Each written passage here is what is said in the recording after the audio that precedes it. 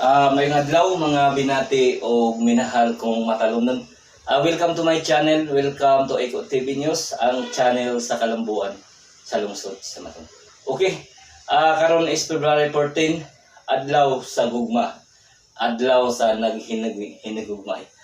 Ako mang hinaot nga magmalipayon ang iyong pag-celebrate sa kanang Valentine's Day dire sa lungsod sa Matalom nga I hope nga atong bisan pa man sa atong kalisod pero ato gihapong i-celebrate ang